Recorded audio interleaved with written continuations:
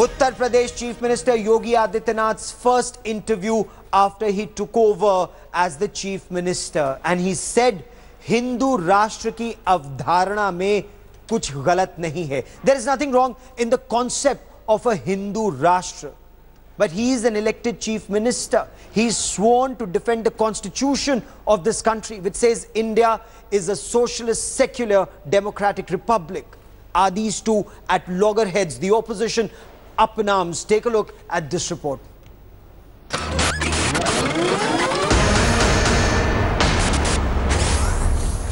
हिंदू राष्ट्र की अवधारणा कहीं गलत नहीं है. So far, it was spoken about in hushed tones. But now, after the spectacular win in Uttar Pradesh, BJP leaders are openly talking of a Hindu Rashtra. The first salvo fired by the monk-turned-politician Yogi Adityanath, the new Chief Minister of Uttar Pradesh, in his first television interview after taking charge. अगर लोगों की जीवन पद्धति को सुधारने के लिए, उसमें खुशहाली लाने के लिए यह राष्ट्र उचित है, यह रास्ता उचित है, तो मुझे लगता है हमें उस रास्ते को अपनाने में कोई संकोच नहीं होना चाहिए. और सरकार लोक कल्याण के लिए, राष्ट्र कल्याण के लिए जो कदम उठा रही है, मुझे प्रदेश के अंदर उसको फॉलो करना है. From protecting cows to banning illegal slaughterhouses, some of Yogi Adityanath's first moves as Chief Minister have been viewed through the prism of Hindutva, and his latest comment has only renewed the Hindu Rashtra debate. The opposition used the opportunity to remind the monk of the term secular in the Indian constitution. जो हिंदू राष्ट्र बनाने की जो बात कही है या उसको समर्थन दिया है, तो उनको ये बात कहने के साथ साथ भारतीय संविधान का भी अध्ययन करना चाहिए. हमारा जो भारतीय संविधान है वो धर्मनिरपेक्षता के आधार पर बना हुआ है.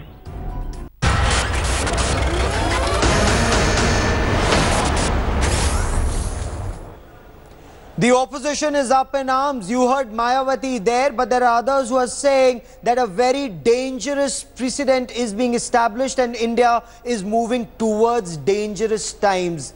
Is this fear-mongering or is there merit in what is being said?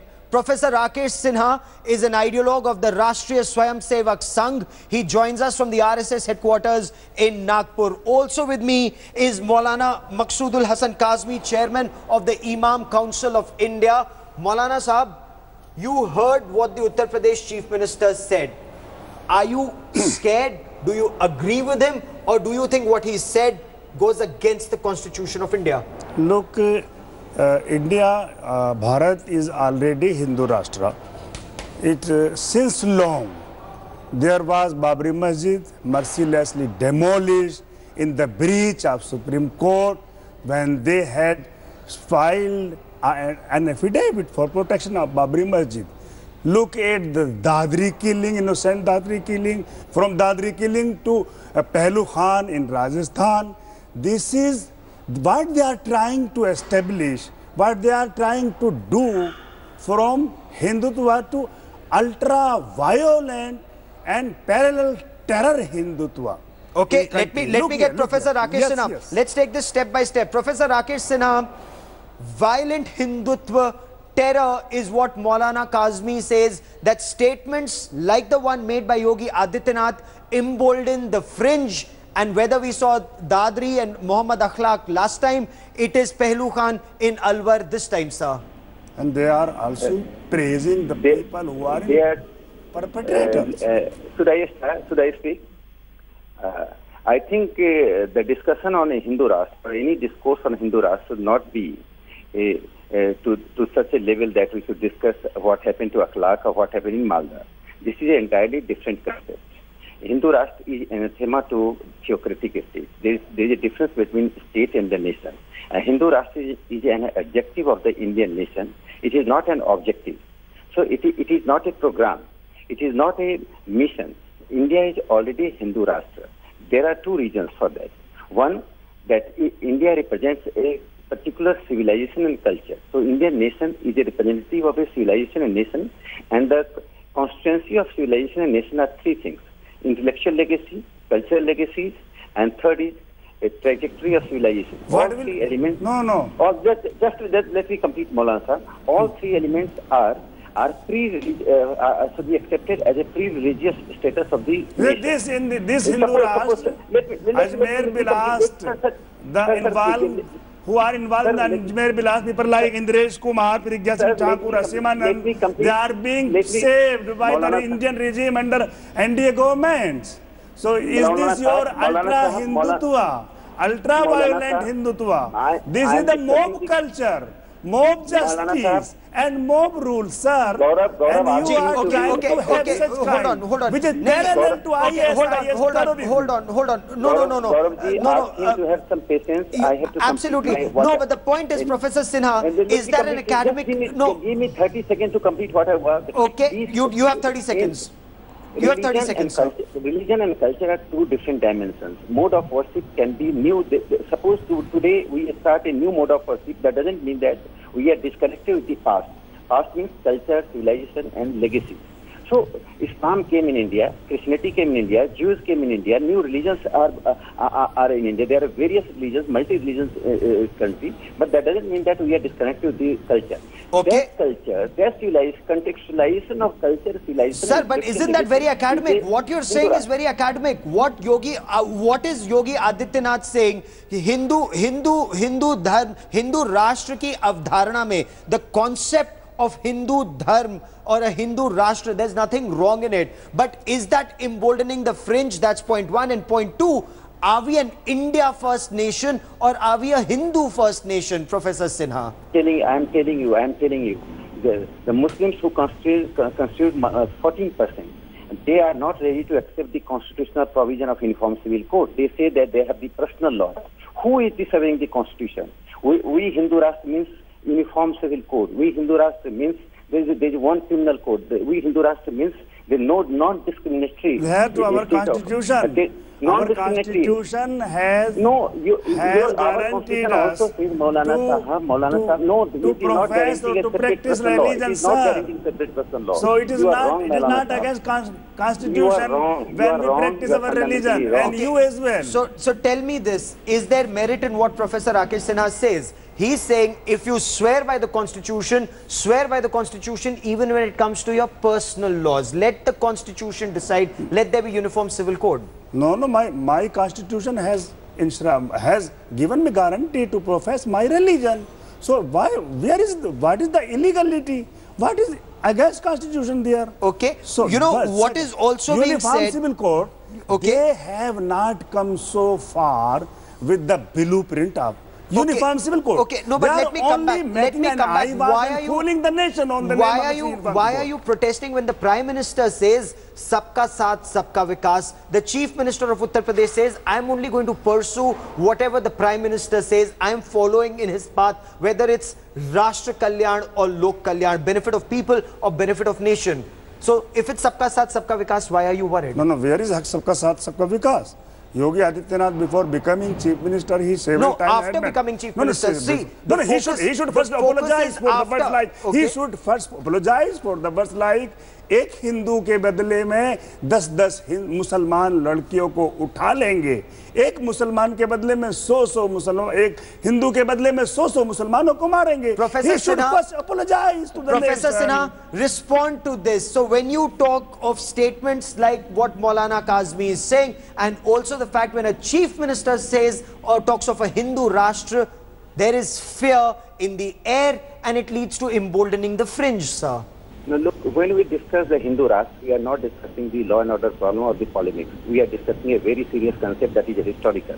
And you can't deny the fact that Cheraman Mosque was reconstructed by a Hindu king in Malwar, Kerala, which is the second oldest mosque in the world. That Cheraman Mosque was a temple was converted into mosque for the Muslim traders. This is the tradition. When Jews came in India in 1931, census report says that a number of Parsis were 131,000. They refused to go back Persia when they were invited by that nation state. Okay. So I am coming to that. In this 1911 census categorically says that census was done by the Britishers, that in India no one has any problem with any other religion, because we consider multiculturalism, that Muslims want to enjoy the fruits of multiculturalism, but they don't want to contribute in the multiculturalism. These are two different things. Enjoying the fruits of the multiculturalism, enjoying the fruits of the constitution, and strengthening and boldening the constitution are two different things. Respond to that, Maulana Sahab. My question, and let me ask a small question to. Let me ask a small question. Maulana Sahab, can you watch that? If tomorrow the demography is reversed, Muslims become 80% and Hindus become 20%. Tell me honestly, would there be any importance of Veda, Ramayana, or any literature which is pre-Islamic literature in India? Would you watch that India would be like Indonesia? Okay. He's saying if the demography, it's a hypothetical question. अगर मुसलमान 80% हो जाए और हिंदू 20% रह जाए, तो ऐसी परिस्थिति में क्या रामायण और महाभारत और गीता इन सब का महत्व रहेगा? They are pursuing communalization and polarization on the name of population. They are confused people. First they say all Indians are Hindu. If the Muslim population is growing, so it means that the Hindus are growing. No, so he should be proud of that. Sir, Sayyid Ahmad Khan. First they say that all Indians are Hindus, including Muslims. So if Muslims population is growing, it means the Hindus population is growing. So going by that same logic, then you should have no problem. Then you should have no problem if Muslims and Hindus are the same. By that logic, you should have no problem with the Hindu Rashtra. It will never ever happen in my country. Hindu will never ever be in minority. And by the conclusion, the surveys and the ethics are telling that the Muslim growth is declining day by day. Tell me this. No, respond to this. The founder of the Aligarh Muslim University founder, Sir Sayyid Ahmad Khan, at a felicitation in Lahore in 1884 said the term Hindu should not be identified just with the community. The word Hindu, whether they are Muslims or Christians, all sections are Hindus. So is Sir Sayyid Ahmad Khan wrong? No, the type of that point of time situation might be different, but today the sort of Hindutva these people are trying, it is upper caste Hindutva, very violent. Upper caste Hindutva's people mob justice and mob culture and mob rule. Professor Sinha, respond to this. I am Hindi in Arabic. I am proud Hindi.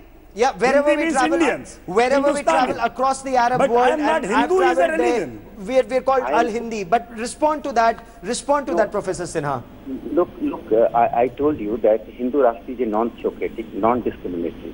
And I'm quoting... what will be the rights of the non-vegetarian, sir? Maulana is not allowing anybody to... Maulana sir, hear him out, and then you can ask. Monologue. Maulana, don't make it a monologue. Answer my question. Mohan Bhagwat ji categorically said that no community, no religious community can be discriminated in Hindu Rashtra, because India is already Hindu Rashtra by virtue of its civilization and culture. Look, in Indonesia, majority are Muslim, but their culture is akin to our Indian culture. So this is Indian Muslims are not negotiating with the culture, pre-Islamic culture. Their position is almost akin to the Muslims who found Pakistan and Bangladesh. They are also not negotiating the pre-Islamic culture. Those Muslims who remained in India, they have to negotiate with pre-Islamic culture. Do you want Muslims? They should leave their culture. Maulana Sahab, there is a they should leave their culture and should adopt Hindu culture. It will be the cultural terrorism, Mr. Sinha. Respond to this. That's a charge that does the Hindu Rashtra mean that Muslims will have to forego that culture, because Maulana Sahib is scared that, Professor Sinha, it will become cultural terrorism. Look, except Mughal rule, can he Maulana cite any rule by any non-Islamic leader in India? There has been discrimination of any religion. Can he cite any example? We are Indians, we go by the pluralism. Moreover, the most important thing, India is not secular because Constitution guarantees secularism. India is secular because there is a spiritual democracy. Maulana, give me 30 seconds. Maulana Sahab, please give me 30 seconds. I beg you 30 seconds. India, there is a spiritual democracy. There are two kinds of value of life in the world. One who believes in that there can be multiple spiritual way of life. That's why within the Hindu religion there is a contestation. There is a new religion, new philosophy. Sikhism was born, Jainism was born, Buddhism. Tomorrow, Gaurav Samant, you can form a new religion. Nobody can. Mr. Sinha, ये कह रहे हैं, Professor Sinha is saying Hinduism. What is the Hinduism? No, so he's saying that India is secular because the majority community is secular. Lead the prayers in mandir in Hindutva era. Because Hindus are majority. Just go those parts of India in the secular democratic India, those parts of India where Muslims Dalits, Adivasi, minorities, what their status will be in Hindu Rashtra. Hindus are as a second religion in many parts of, although they are the small parts.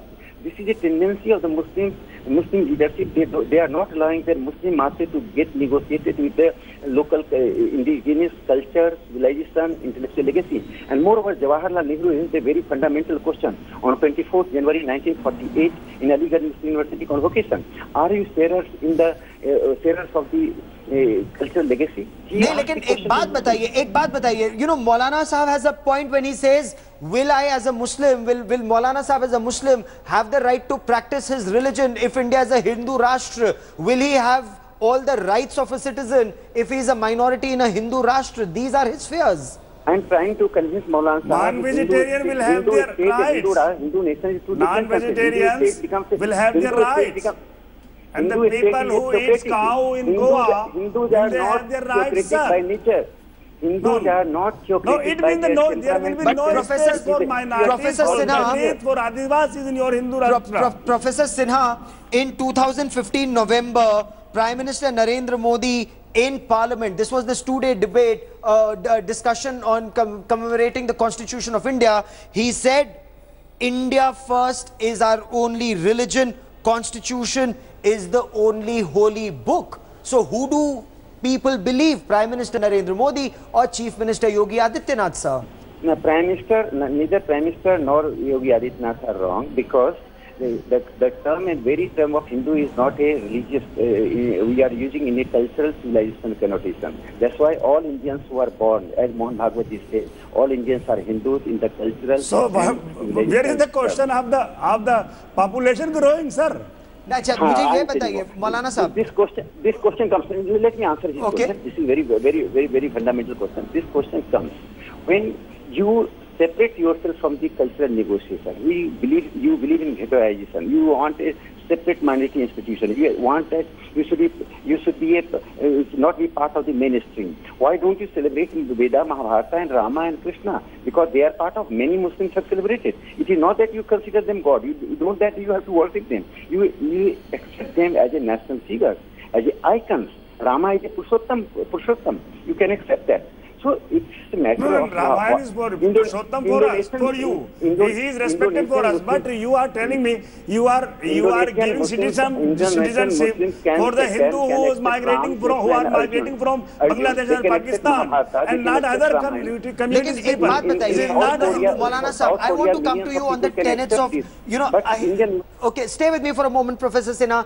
Ahimsa Parmo Dharma.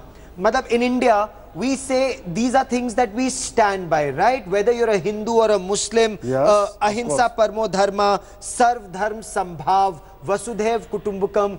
These are some things that we live by, irrespective of what our religion is. So, some argue that we are anyway a Hindu Rashtra. Would you agree? No, if you follow these tenets, if you follow these tenets. All the points you mentioned already are being pursued in the country. And Islam is the name of the peace. But whenever a Muslim prayer 24/5 times, he by his language says salam salam more than 82 times. It means every Muslim 24 says peace, peace, peace, peace.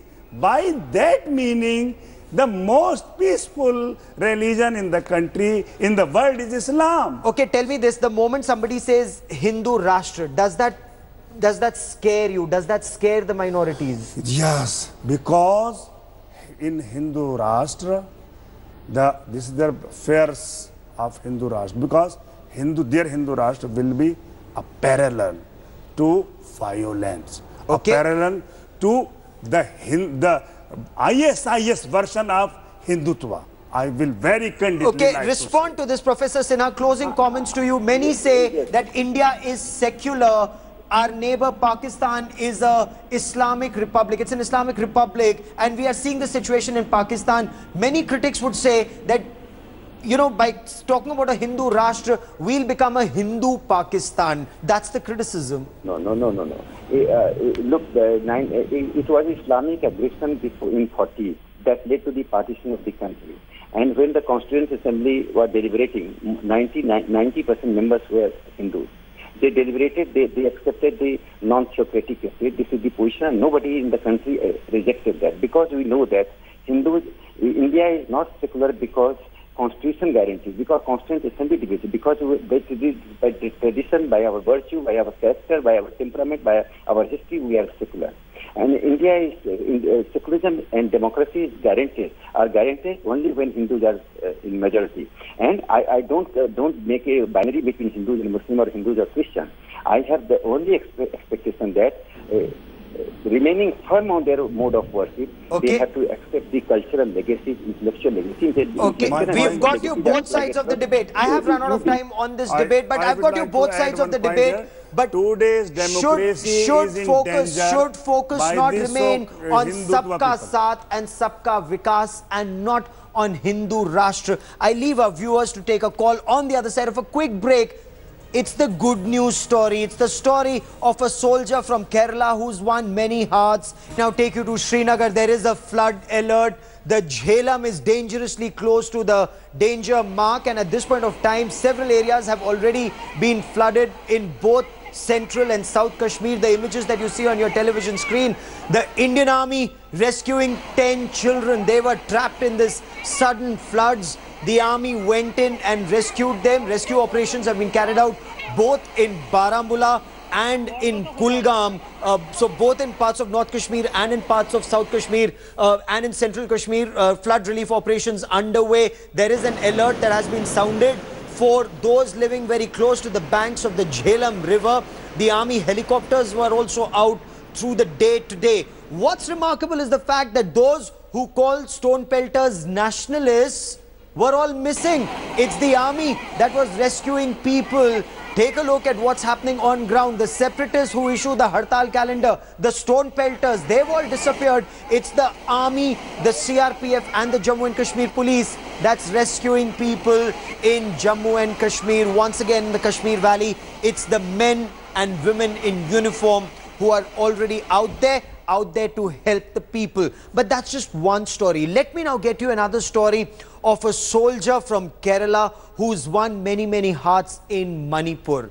He did an act, a rescue act, a very brave counter-terror operation where he was grievously injured, but he chose to save the lives of two little children who were caught in the crossfire. It was either their lives or his. He chose theirs. God saved him. That village in Manipur has now adopted him. Take a look at his story. We'll also be speaking to him.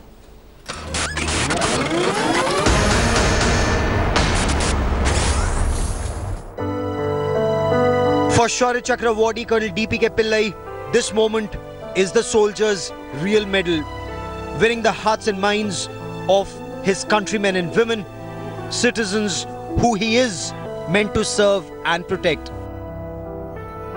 Pillai Pamai, or little brother Pillai from Kerala, is God for people of Longdipabram, a small village in Manipur.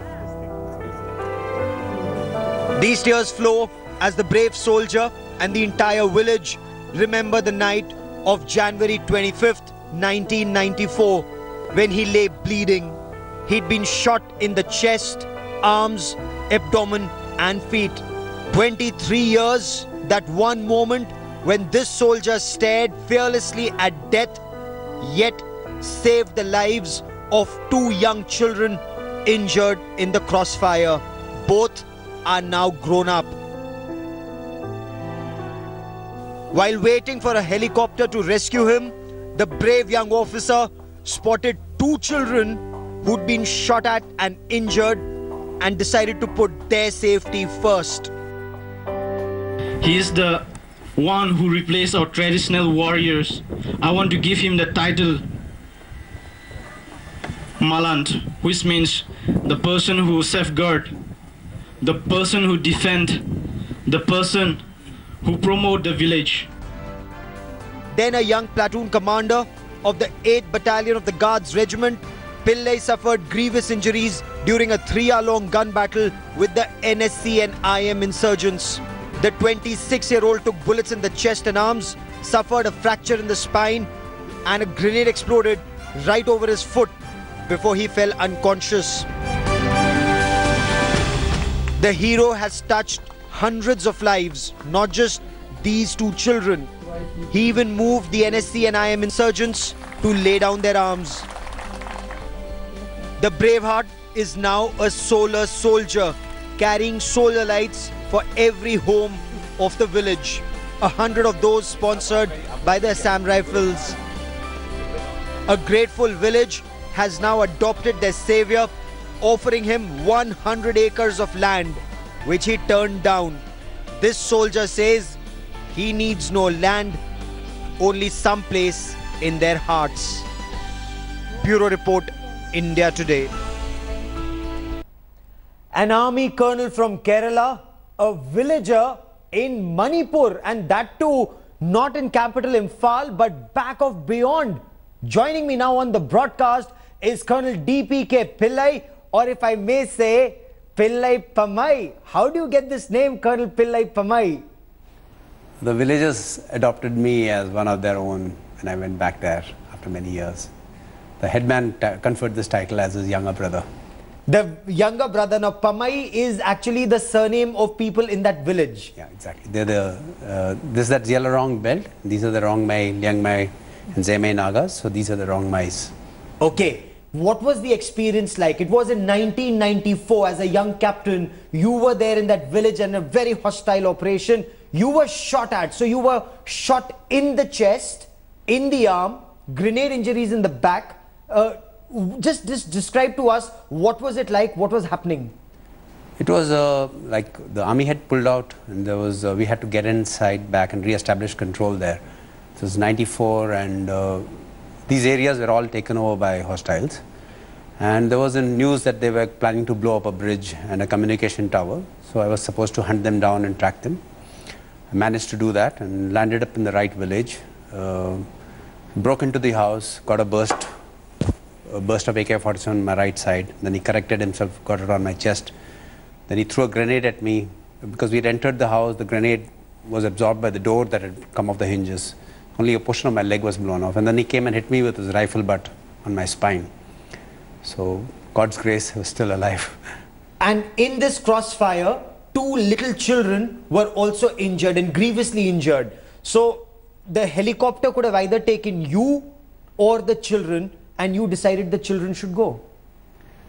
That's, you know, one of the fundamental things that the Army, the National Defense Academy and the Military Academy teaches you is that the safety, honor, welfare of your country and your countrymen comes first.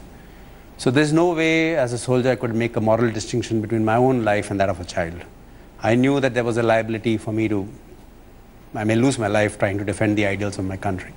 But there's no way a child could be allowed. I couldn't have lived with the blood of those children whom I'd seen, you know, wounded and lying there. So I think any other soldier would have done the same thing. And this was a hostile village, an NSC and IM village at that point of time. It was considered a very hostile village. Yeah, it was an NSC and IM stronghold, and the thing is, they were disgruntled citizens. And I think the strength of our country is that we would rather like to see our citizens reconciled to the idea of India rather than defeated by it. And I think that's what guides all our army's actions in everywhere. We minimize civilian casualties, use minimum force. You know, it's not like the other side where you use aircrafts and drones. We don't use heavy caliber weapons at all. Yeah. So the idea is to use minimum force and to minimize civilian casualties. In this case, so you were shot in the chest, you were shot in your arm, you were shot in the leg, you had grenade injuries, you could have died. 2 little children were injured in the crossfire. So when that helicopter came, you said take the little children to safety. They would have died had they not gone, is it? Yeah, it's about 6 hours. Even now it takes as much time The road has just been sanctioned. It takes as much time to reach there. The loss of blood would have made sure the children wouldn't have survived. Okay, and that had a profound impact on that village. Yeah, it would, because humanity and compassion and peace triumphed over violence and vengeance. I think now, that's... Just this month, you've been to that village again. Was it for the first time? Tell us what happened when you went back to that village. I always wondered, whenever I saw small children, I was young that time, I was 26, and when I was small children, I always wondered what happened to those children. It was in 94. In 2010, a friend of mine was commanding a brigade. He sent a patrol there to that village, and he found out, and then they said, yes, there was a captain who was shot here and everything. Then they called me back. And I really thought it would be a one-off event. I just thought I'd go. But the love and the affection and the blessings that they gave me made me want to go back again and again. And the chief, when he came to know that I'm retiring, he says, why don't you make a visit to that village? You went there recently. Yeah, just... Now, when you went there, what was it like? I believe they offered you some 100 acres of land. They've made you a citizen. I mean, you're a citizen of India, but they made you a member of that village and gave you an Aadhaar card or something. Yeah, voting rights for me and my children, and they gave me land. But I said, more than the land, I value the place that they've given me in their hearts. I think that's more important. It's, they are very magnanimous, they are very nice, and they all pray for me. And the best thing is that whatever the village prays for comes true. You know, is that right? Yeah, so they said they wanted a road connecting this village. They wanted a truck, and we asked the MHA. There was Shambhu Singh, who was the DC of Tamenglong when I got shot, later the Joint Secretary Northeast, and GK Pillai was the Home Secretary. He immediately granted it. Now they said they wanted a road for the truck to reach the village. Okay. And Mr. Gadkari sanctioned a national highway, all of 100 kilometers connecting Longdipa Abram, like as a reference point. It is between Peren and Kohima and Tamenglong on the other side. It's all of 100 kilometers, national two-lane highway. So it's going to be on the map, on the highway map of this country. So this village, back of beyond, it prayed that it gets a road. And you then contacted the Surface Transport Minister, and a road has been sanctioned. Yeah, he was most magnanimous in sanctioning it straight away. The villagers do a prayer for me, and they say that you shouldn't... I don't think anyone can beat my record of being in Delhi. They pray for me. I've been here for 13 years, and they said that you won't move out of Delhi till you accomplish all that you need to do for us. And now you, so more than Kerala, you're a Manipuri. So what are you? Are you a Keralite or are you a Manipuri? I'm an Indian. Indian first, India first. India first. Oh, absolutely, absolutely. So this 100 acres of land that this village has offered you, and the Aadhaar card and the voter ID card. So you know, this actually builds a bond. So will you keep what's happening to those two little children who were shot at in 1994 and were injured? The children have grown. One has become a mother of 3 lovely boys. The eldest boy is doing BSc in Dehradun. The boy who was shot was a 6-year-old boy. Is now he works in ICICI Bank in Imphal. He's doing well, and they're doing well. The village is it's a quite the sad part is this conflict has really inhibited the development that can come. You know, and there's a lot of things that can actually come if peace and development is allowed to take priority over all these differences that we have.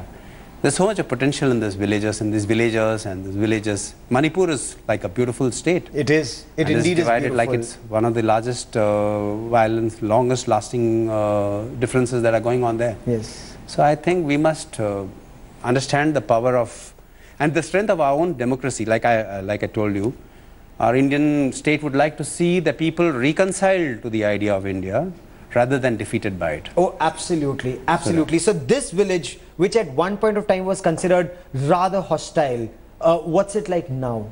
They're absolutely pro, like you can ask any of them, and it's a very infectious thing. The kind of work that we've done there, the road, the water tanks, and just recently the Assam Rifles gifted solar lights for them. And that's why I think they call you the solar soldier in that area. So that's excellent. kind courtesy the Assam Rifles. So they've gifted all of it, and it's at night it is lit up. That village is lit up, and it actually is an infectious thing. It will spread to other people. That's and right. peace is not just an absence of violence, you know, that just Peace is actually development. Yeah, development and opportunities for everyone to improve. What do people there do by and large? I mean, are they farmers? Are they traders? They're a lot into bamboo, I'm told, the cane furniture and all. Absolutely. The potential there is unlimited. It's like it's got oranges which are organically grown because fertilizers are not used there. There's bamboo. People are very good at handicrafts. They're very good at shawl making. And then you have like ginger, turmeric and everything. And we had a meeting with the Nectar, Northeastern Center for Technological Applications Research. The kind of chilies and the ginger and the turmeric that grow there is amazing. So tell me this, you're a soldier and you're at the National Security Council. Are there lessons from this incident and this village that can be adopted elsewhere? You know, whether it's in the Northeast or perhaps even Jammu and Kashmir? I think more than lessons, honestly, I don't believe I'm an exception. You know, I know many cases like mine. I have a own course mate who lost his life because he refused to use a rocket launcher against a militant because there were civilians in it, and he lost his life.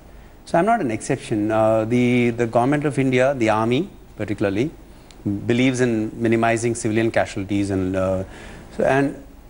it believes in trying to win over the people rather than defeat them. You know, it's not like the Pakistani where you heard of that incident that happened. They said they killed 100 militants overnight. It's just impossible.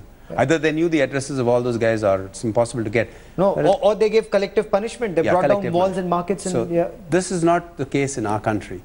Our country, I really believe that our strength lies in our constitution, in which if there's anything that unites a Malayali and a Manipuri and a Kashmiri or anything, is the strength of the Indian constitution. Absolutely. We believe we are all Indians and it's India first. Colonel D.P.K. Pillai, or Pillai Pamai if I may. Many thanks for joining me here on India Today. Thank you. A story that fills the nation's heart with great pride. Colonel Pillai is not an exception as he says, but his valor and his love for that village in Manipur clearly exceptional.